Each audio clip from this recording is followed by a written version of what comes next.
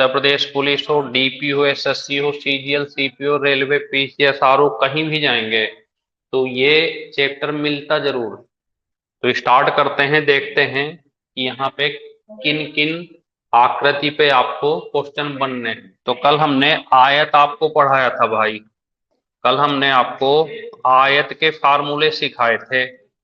आज थोड़ा सा हम आगे बढ़ते हैं। ये आज हम सीखते हैं आयत के बाद स्क्वायर, वर्ग। नंबर एक, वर्ग। तो देखें वर्ग में क्या क्या चीज बन सकती है। वर्ग जो आकृति होती है वो बिल्कुल ऐसे बराबर भुजाओं की आकृति होती है, बिल्कुल बराबर होने चाहिए। अगर ए है तो ये ए है, ये भी ए है, ये भी ए है। तो देखते हैं यहाँ पर कितने फार्मूले आपको पढ़ने हैं। यहाँ पे सबसे पहले वर्ग का क्षेत्रफल पढ़ना। वर्ग का क्षेत्रफल, वर्ग का क्षेत्रफल होता है भुजा का स्क्वायर। वर्ग का क्षेत्रफल भुजा का स्क्वायर। दूसरा यहाँ पे एक फार्मूला और होता है भाई, वर्ग का क्षेत्रफल। वर्ग का क्षेत्रफल, तो वर्ग का क्षेत्रफल दूसरा आपका फार्मूला होता है विकर्ण। विकर्ण का स्क्वायर बटे 2 कर देना। विकर्ण, डायगोनल जो होता है विकर्ण, इसे विकर्ण कहते हैं। तो इसका स्क्वायर करके और बटे 2 कर देंगे तो ये भी बन जाएगा वर्ग का क्षेत्रफल। फिर आता है वर्ग का परिमाप। वर्ग का परिमाप, तो परिमाप हमेशा जो होती है वो चारों भुजाओं का योग होता है। जैसे ए प्लस ए प्लस ए और प्लस ए कर देंगे तो बराबर आ जाएगा भाई 4a। यहाँ पे रख देंगे 4a। इसी तरीके से नेक्स्ट फार्मूला यहां से बनता है चौथा, वर्ग का विकर्ण। वर्ग का विकर्ण भी याद कर लेना, ये होता है a√2। तो इस तरह से ये 4 फार्मूले आपके बन के तैयार हो जाते हैं किसी भी स्क्वायर में। वर्ग तैयार करना है तो वर्ग में ये 4 फार्मूले आपको बिल्कुल क्लियर लेके चलने, तैयार कर लेना। ये 4 फार्मूले वर्ग के बहुत इंपॉर्टेंट हैं। वर्ग एक बार और रिवाइज कर देते हैं। देखिए वर्ग के सारे फार्मूले, वर्ग का क्षेत्रफल भुजा का स्क्वायर, वर्ग का क्षेत्रफल दूसरा विकर्ण का स्क्वायर बटे 2 कर देंगे, वर्ग का परिमाप ये देखिए 4a, और वर्ग का विकर्ण a√2। तो ये 4 फार्मूले क्लियर कर लेना। और वर्ग जो आकृति होती है जिसकी चारों भुजाएं बराबर हों और प्रत्येक कोण 90 डिग्री का हो, यहाँ पे ऐसे, तो ये 90 डिग्री का जो होगा ये इसको कहते हैं स्क्वायर, वर्ग। तो इस तरह से ये पहली आकृति हमने आयत पढ़ी थी, आयत के सारे फार्मूले क्लियर हो गए थे। अब हमारा हो गया ये स्क्वायर। इसी रेस में हम आगे बढ़ते हैं, देखते हैं नेक्स्ट फार्मूला इसका क्या बनता। तो नेक्स्ट फार्मूले में चलते हैं हम यहां से, इसे लिख लेना, है सब लिखा हुआ है आपके उसमें।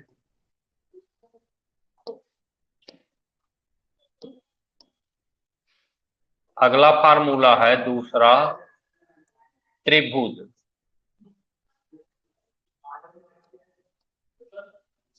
त्रिभुज देखिए हमें क्या है कि 3 तरह के त्रिभुज पढ़ने हैं यहाँ पे। 3 तरह के त्रिभुज हमें पढ़ने हैं। नंबर 1, समकोण त्रिभुज। समकोण त्रिभुज कुछ इस टाइप का, ऐसे कम से कम एक कोण 90 डिग्री होना चाहिए। इधर ये इसका लंब हो गया, ये वाला इसका आधार हो गया, और ये वाली भुजा इसकी जो सबसे बड़ी वाली होगी वो कर्ण कहलाई। 3 भुजाओं से मिलकर के बनता है ये त्रिभुज। और त्रिभुज में पहला है ये समकोण त्रिभुज, समकोण त्रिभुज में 3 भुजाएं, इसके जो फार्मूले होते हैं, इसका क्षेत्रफल पूछेगा आपसे। तो समकोण त्रिभुज का क्षेत्रफल बराबर आधार और गुणे ये ऊंचाई इसको कहें, तो आधार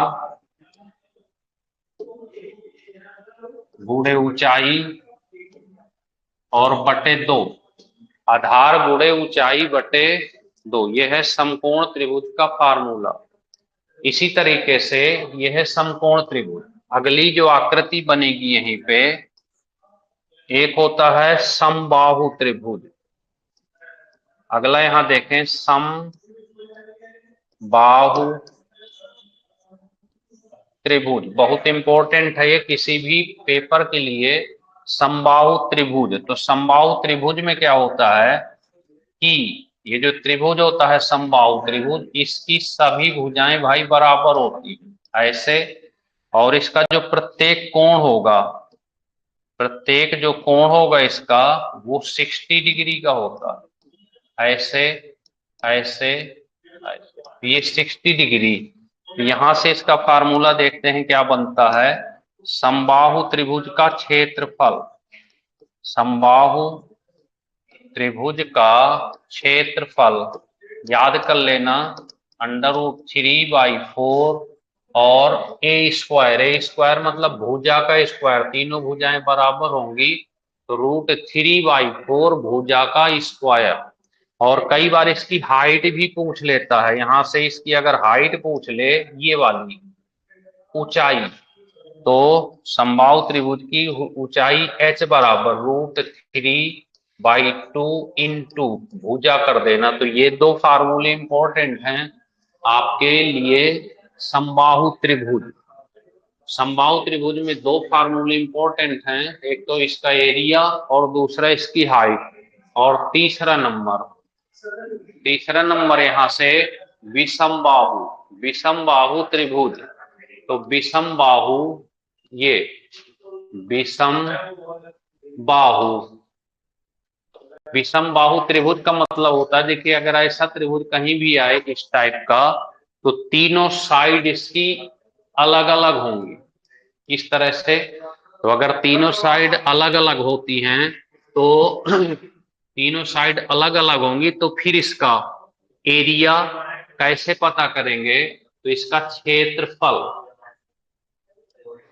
बराबर रूट के अंदर एस, S-A, S-B और S-C, क्योंकि इसकी क्या होती है कि तीनों भुजाएं ए बी सी ये अलग अलग होती हैं, यानी ए बी सी अलग अलग होती हैं। तो आपको इस फार्मूले को लगाना है। अब समस्या है कि ये S कहां से मिलेगा, तो S बराबर पहले तीनों भुजाओं को जोड़ देना, A+B+C और बटे 2 कर देना। यहां से पहले ये S मिल जाएगा और S यहां लगा देंगे, तो ये इंटरनेशनल फार्मूला हो जाएगा। ये तो सब में काम करता है।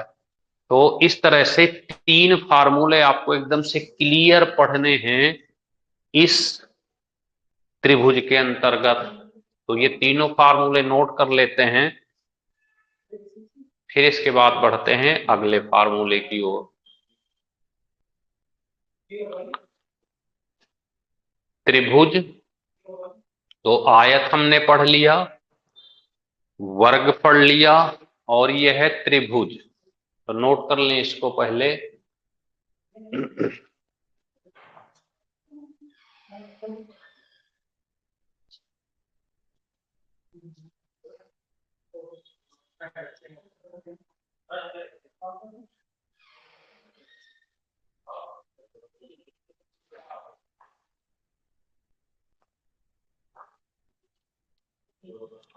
और इन पे जो भी क्वेश्चन बनेगा, वो सारे क्वेश्चन मिलेंगे आपको पेपर में, क्योंकि ये क्षेत्रफल की सीरीज हमने स्टार्ट की है। तो जब क्षेत्रफल खत्म हो जाएगा तो हम आयतन पे आएंगे।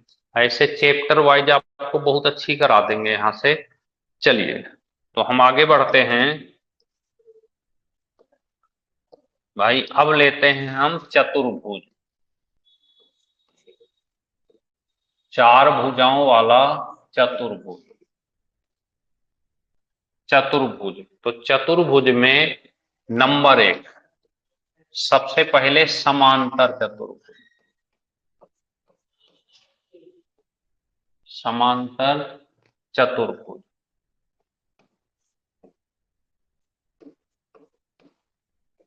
ये देखिए समांतर चतुर्भुज क्या होता है, जिसकी कुछ इस टाइप से बना देंगे, ऐसे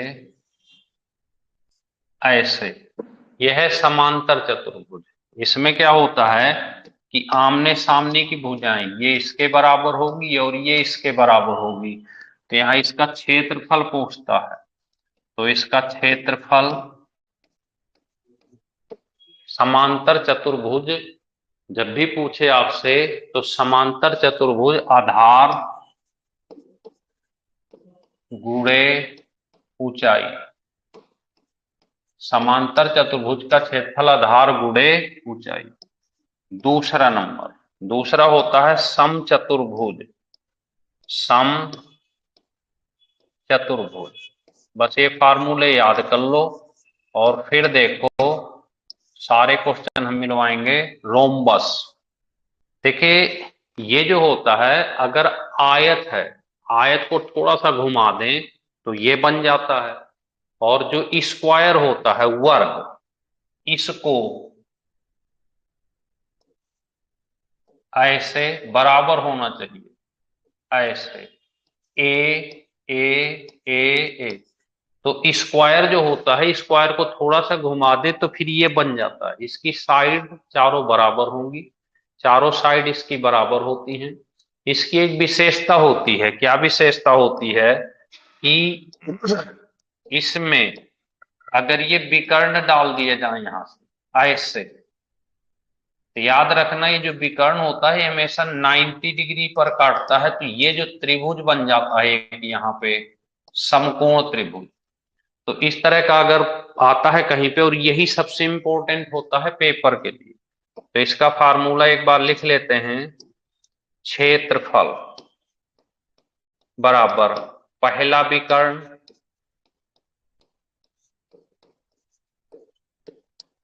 गुणे दूसरा विकर्ण, दूसरा विकर्ण और बटे 2 कर देना। तो इस तरह से समचतुर्भुज का क्षेत्रफल पहला विकर्ण गुणे दूसरा विकर्ण बटे 2, 2 ये हो गए। और तीसरा, तीसरा जो होता है समलंब चतुर्भुज। तीसरा होता है भाई समलंब चतुर्भुज, यहां लिख लेते हैं तीसरा समलंब चतुर्भुज। तीसरा समलंब चतुर्भुज कुछ इस टाइप से बना लेना, ऐसे, ये है समलंब चतुर्भुज। इसका क्षेत्रफल आपको याद रखना है, समांतर भुजाओं का योग, समांतर भुजाओं का योग गुणे बीच की दूरी, समांतर भुजाओं का योग गुणे बीच की दूरी और बटे 2, समांतर भुजाओं का योग गुणे बीच की दूरी, ऐसे गुणे बीच की दूरी, और चाहे तो बटे यहां पे लिख लें 1/2। तो ये होता है आपका समलंब चतुर्भुज, ट्रेपेजियम जिसे कहते हैं। तो इस तरह से ये हो गए फार्मूले आपके चतुर्भुज के। इस तरह से अब आपके फार्मूले जो बन गए, वो नंबर एक आयत हो गया, वर्ग हो गया, और आपका तीसरा त्रिभुज हो गया, और आपका चौथा चतुर्भुज हो गया। ये 4 फार्मूले आप तैयार करें।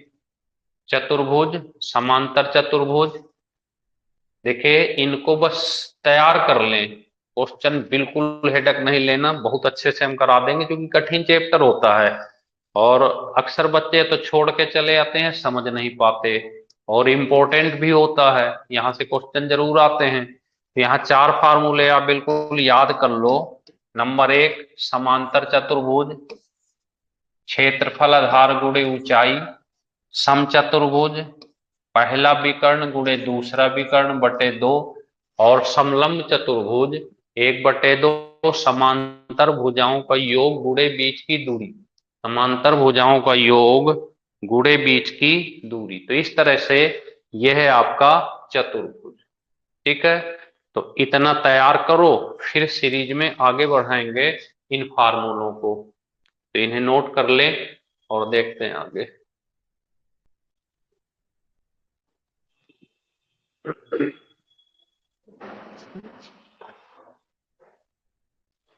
लिख जाए तो बता देना भाई।